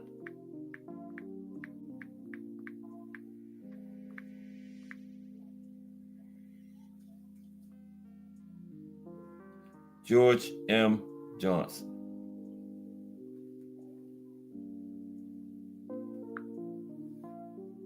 And what George Johnson, the boxer, not the author. There he is. And George is from Oklahoma City. And George, won 22, lost 27, had 5 draws, 11 knockouts, under 500 for his career. Okay? George was under 500. That's better than the man, what the other man lost, like 40 something. Better than him. And they say he was in there throwing fights. The one that lost 40 something. No, 60 something. Remember? He was in there throwing fights. Let me see. Let me find him right quick. I think it was 60 something. Where's it at? It was on the other page. I gotta go back. See how the music came up again on its own? I can't find it, but yeah. We had a guy that lost like 60 something and said he was in there throwing fights. But George Johnson, okay. Yeah, George was a heavyweight. He went from the 1950s, 60s, and 70s. He fought many of the top fighters of the era, including Big George Foreman, Joe Frazier, Sonny Liston, Ron Lyle, Dwayne Barbic, Joe Bugner, Jerry Quarry, and Eddie Machen. He fought some huge names. I guess that's why George got 27 losses. Damn. He fought everybody except Muhammad Ali. Wow. George Johnson from Oklahoma City. And finally, Alex Saucedo. He was born in Mexico, but he boxed out of, Oklahoma City. There's Alex on the right. You're born in Mexico, but boxed out of Oklahoma City. Y'all heard of Alex Saucedo. Moved to Oklahoma at a young age, and that's where his career majority played out at, in OKC, where the Thunder play at. He's still the Thunder. Ant McQueen what's up, Ant McQueen? Arthur Villarciano. No, fights tonight. I don't even know why I tried to pronounce that. Arthur fights tonight, y'all. Yeah. Oh. Is that Pro Box? Well, we got fights tonight, though. Yeah, Ant will find the fights. We got some fights tonight. Yeah, okay. Let me see. I'm going to get this link in a few minutes. This is the last one. Alex Saucedo. Yeah, this is the final one, okay? Like I said, he's from Mexico, but he grew up in OKC, boxed out of OKC, Oklahoma City. And he competed from 2011 to 2020. Not too long ago, 9-year career. He was known for his aggressive style and powerful punches. He earned the nickname the Mean Machine, right? Wow. He had a record of 30-2, 30 wins, 2 losses, 19 knockouts. Right? Alex Saucedo. And between 2017 and 2018, he had the WBO, the NABO, and the WBO International junior welterweight titles. In 2018, he challenged for the WBO junior welterweight title. He had the WBO/NABO. He didn't have the major one, but he did challenge for the major one in 2018, but he lost. I don't know who that was against. Yeah, he did challenge for it, but he fell short. Okay, we're gonna get a little link time in now.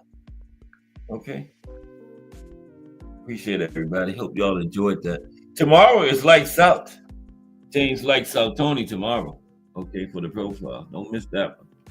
And we're gonna have some little highlights of Black boxing history at the beginning, of course. Okay.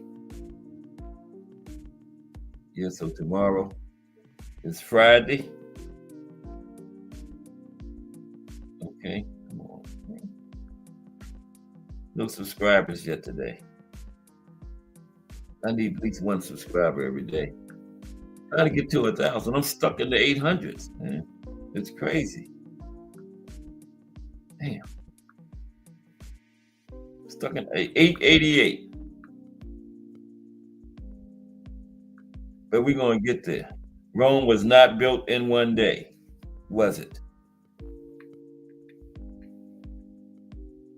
Okay. Let me get this link in here so we can chop it up a little bit.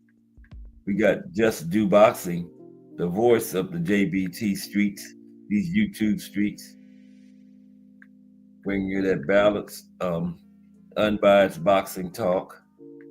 Everybody gets to just do it, Just Do Boxing. Okay, let me see. Okay.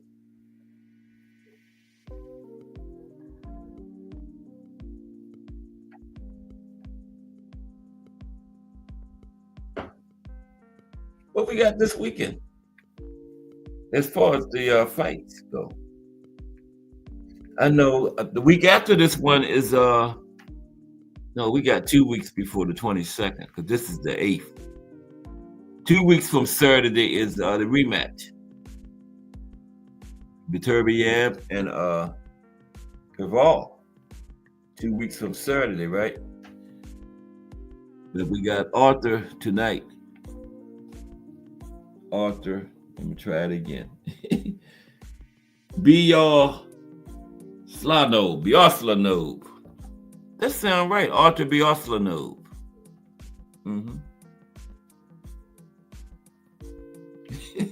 Sound right. I don't know. But here's the link. Okay, let me check everything. StreamYard.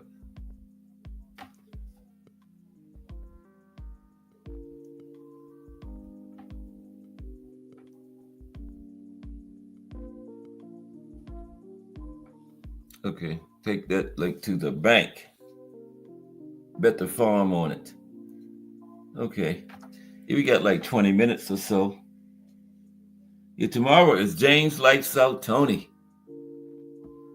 We'll be in the house. Okay. Gonna talk about him and Roy Jones. Remember, he had that fight in Delaware, the controversial one against Dave Tiberi. They had two judges that wasn't even licensed to judge in New Jersey, judging that fight. Had a Senate investigation of it. Yeah. We're gonna talk about all of that tomorrow on Cat Sports, the box story. Yep. We got the raffle coming up. Only a few weeks away now, Feb 28th. Okay. $30. I got still got the wrong commercial. I still got the early bird special. It's $30 now. I didn't want to play that because I didn't want, but you still get a chance to win a ticket to the fight the next day, right? And good food, some door prizes. You can win there at the event. Gonna be rubbing shoulders with some famous people in there, and with the JBT content creators. some of the big famous ones and some of the small time ones like Cass Sports. They actually letting me come to the event, man. Wow. Big time people like Miss Cass gonna be there, you know. Yeah. I'll be sitting there being ignored. Everybody will be around Miss Cass and everything, and that's how it always is. I'm nobody, right? But I'll be there. Thomas Hill talking about coming in from California. That's worth the price of admission right there. The legendary Thomas Hill gonna be there. Wow. We.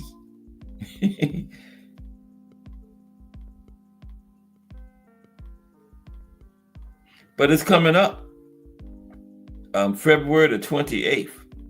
It's the day before the Gervonta Tank Davis versus Lamont Roach scrap up there in Brooklyn at the Barclays Center. Yeah. Brooklyn, New York.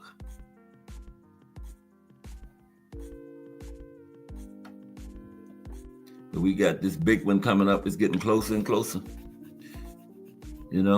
We had David, and David didn't disappoint too bad. It wasn't what I expected to happen. I thought David would beat him by the distance. I didn't see a knockout in that. No.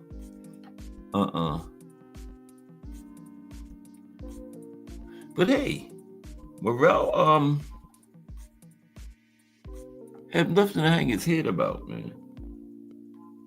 He did okay. He fought top level. David Benavidez is top level, man. And he hung in there and did his thing, went the distance with him.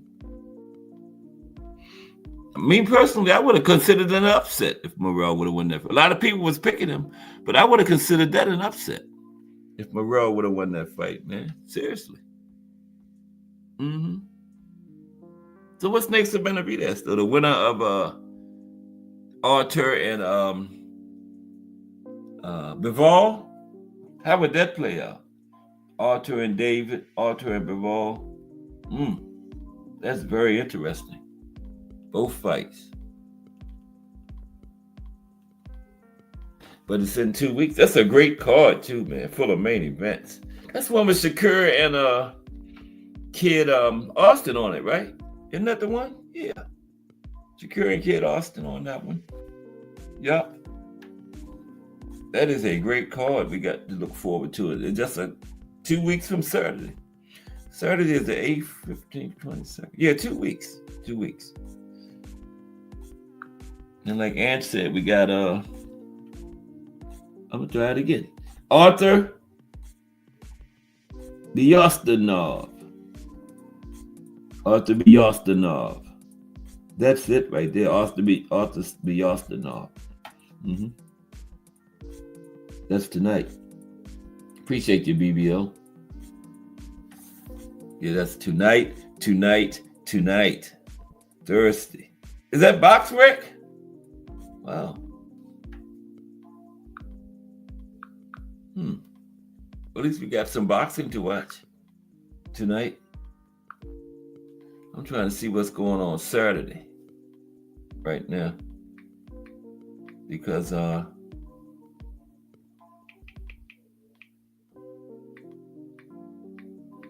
when is Keyshawn and the Ukrainian guy, what was his name? Dennis. I ain't touching his last name either. Okay. I heard people say Dennis' last name and still can't pronounce it. What's up to you? What's good with you, big boy?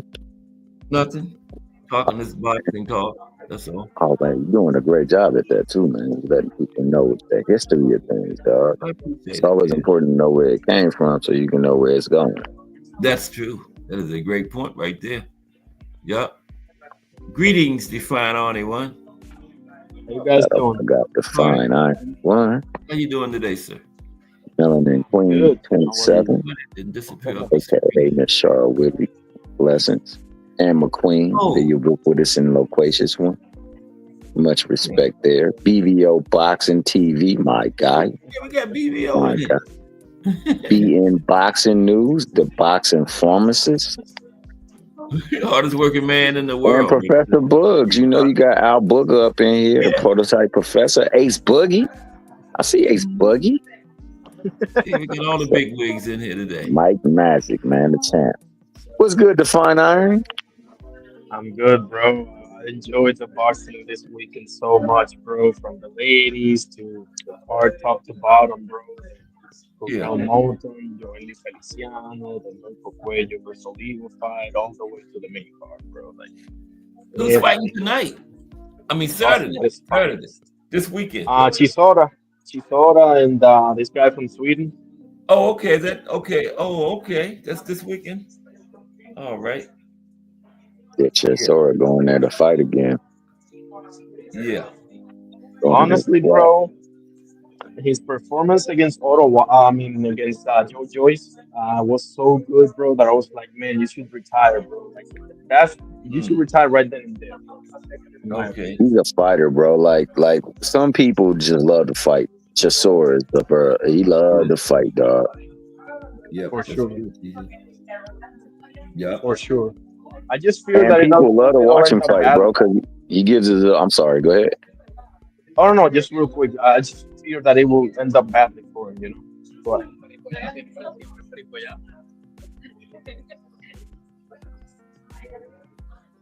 can you hear me?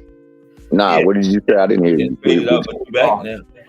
So sorry about that. I just fear that it will end up badly for him, you know. That's all I fear. Oh yeah. No doubt, man. But I mean, I think people soak up his essence, man, in that ring. I mean, he gives you nothing but heart and soul in that ring. Mm-hmm. And when you're in the ring with him, you're gonna feel his presence, nonetheless, dog. He's coming in to throw punches. So Right. that's always gonna be a crowd pleaser. I mean, hell, look at the fight. I mean, let's just take this card that we just watched, man. Nothing but pure action the whole card long. What do you remember most about that whole card? That was good, man. Yeah, I was Oh satisfied. man, the Mirko Cuello fight, the Fierro fight, and the main event. You see what I'm saying? Yeah. No, I was just saying the fights you remember are the ones where the punches was flying. You know what I'm saying? He lets punches go, bro. Like he don't hold back. He go, man. I got nothing but respect for Derek Chisora, man. And on top of that, he always gives you his best. He gives you his best no matter what, man. And so Okay. I think that he knows people have something. I mean, he has something that people look for, and you know he's gonna provide it for as long as he can. Yeah. That's true. So shout Real out OG. to- yeah, he is. He truly in a sense. Oh, okay. Keyshawn and Dennis is next Friday. On a Friday, man. And that's going to be one that's got a lot of eyes on it, man, because Yes. he gets that fight, then I believe he'll be next in line for Loma. Okay. That'd be a unification too, you know. Yeah, because I think they're trying to, Usher trying to go back out. Well, But that'd be Loma- a great card too, man.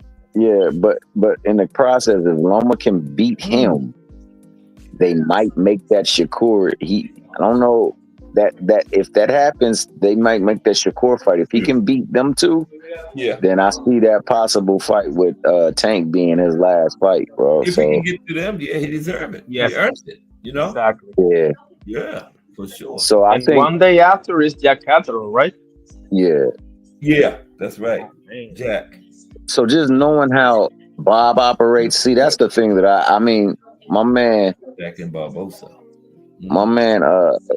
brother Umar, he showed me a long time ago Mhm. that what I want and what the money want is two different things. That's right. So you Yeah. got to follow the money, and Bob is a person who don't go against the money.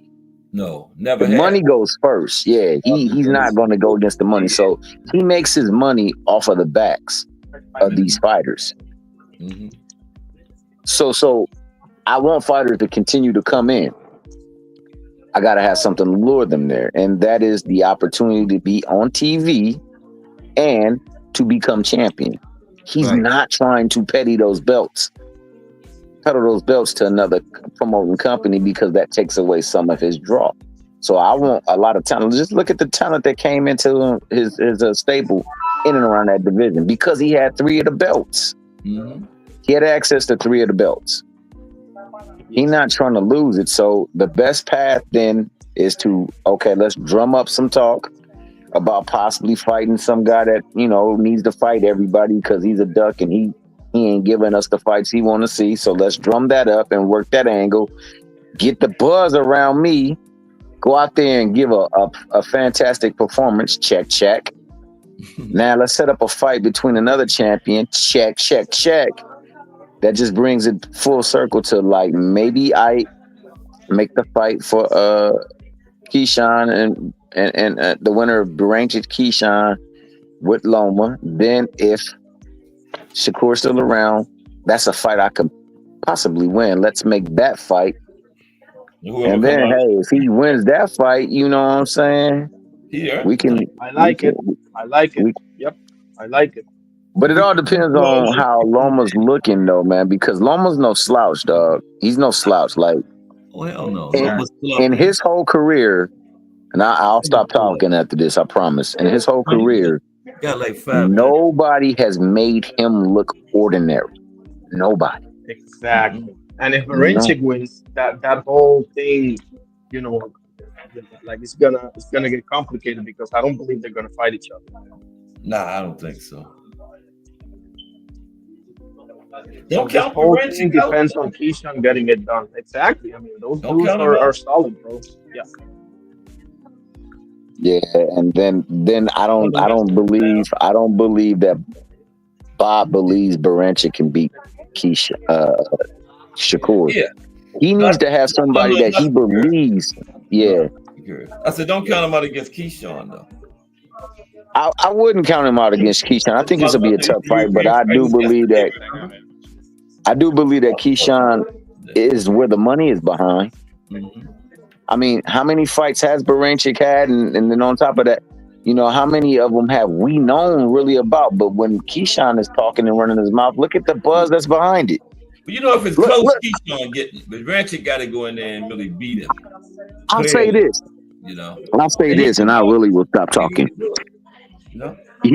could do it. I don't. Man, Berankit is a terrific boxer, bro, and he's very deceptive. Fighters yesterday, remember? Yes. Yeah. He beat Vaquero Navarrete. Yeah. So think about this, though. Think about this. Dang, where was I going with it? I forgot where I was going for. I'm gonna be quiet for a second. On and then the secure in relation to that, and then a tank fight. Exactly. Keyshawn can go through all of that, Hey, hang on a second. Duarte not fighting Prograis anymore. I think I saw somewhere it's like Manuel or something like that. Is that right? What happened now? Oscar Duarte is fighting Prograis, but I don't think that's happening now. It's like Duarte versus Madueño, the guy that fought Tishon. Yeah. You guys know anything about that? No, I haven't heard nothing about that. I haven't heard about it. That's weird. How you doing, Jerry? Are you there? Oh, what's up, Jerry? I didn't even know you was up here, player. I got my God screen bless on you, with bro. What's up, fellas? peace and blessings. God bless you, bro. Yeah, appreciate it. Another day. Appreciate y'all, man. Yeah.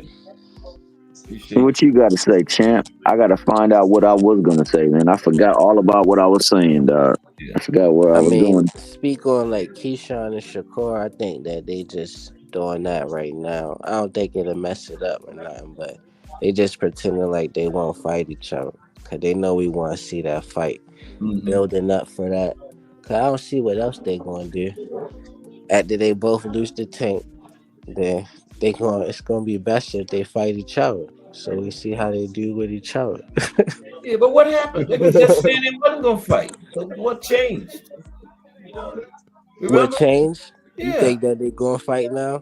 They still saying they not gonna fight, but they know they is though. They boxers, like they can say they friends, Right. they done sparred and still be friends after that. So I ain't trying to hear that. Get that money.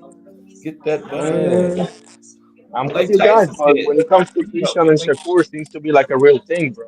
I'm telling That's you. a good fight. That's a banger right I there. think I so. like that fight. Absolutely. Definitely pray I for love that love. fight. Yeah. Shout But I out gotta run, A-Boogie. fellas. God bless you all, okay? Catch you all Oh Yeah, we later. yeah, got to for get ready to sure. get out. Just do All coming right, in. peace and blessings. Okay, You y'all too, get brother. with final statements. We're gonna get on up and go see the voice is on. You know? Yeah, what y'all got? What you got, Jarrell? Oh, Jarrell, he's still here. Jarrell, you still here, Jarrell? You got something to take us out with? Okay, go ahead, T Hill. Bayard? Jarrell is he just listening. Jarrell listens Well, a lot. He's like we got a sponge. fight coming on tonight. My main man Arthur Bayard Sladov. He fights Who is he? tonight, so Who is he? I never heard of him. little tough guy, man. You gotta check him out, man. He fights tonight. Yeah, I saw that. DAZN. You got DAZN, right? Yeah. Okay. So yeah, he's trying to make his name up the ranks and trying to get himself acclimated to the viewing public. So let's go on and check him out. It's a solid fighter, very technically sound, and on top of that, he likes to let them hands go. Also, man, a shout out to the chat, man. Shout out to all who came in and stopped through. Shout out to my main man, being Boxing News, the boxing pharmacist in this thing. Shout out to the moderator, Melon Queen 27. Shout out to the reporter, Define Irony. Shout out to the nephew, Jarrell Hadi. Shout out to my main man, Boxing TV from the BBO side of town, Ant McQueen, Mike Mazik, Ace Buggy. Who else we had up in here? I'm pretty sure we had more. Oh, Professor Bug. Yeah, Definitely had him. Mike Ram, Mike Magic, Capital 2 times. Ken Soul Love, The Better Half, Mrs. Cass, and of course, yours truly, the Box Historian, Cass Sportsman. Shout out to boxing. Check out the fights tonight. Check out my brother Just Do Boxing, where you always get your just do over there, no matter who you are, no matter who you and what you claim. And also, shout out to the upcoming weeks, man. We got some boxing that's gonna make some noise. So let's tune in and let's support the grind. Let's support the sport and let's support these people that give their all in the sport, man. Let's stop tearing things and people down just because we rock with somebody different, man. And, we up out of here, dog. And shout out to Thomas Hill. Shout out to that guy too. We got Just Do Boxing next. So let's get on over there, y'all. Everybody have a great afternoon. Appreciate y'all. We are out.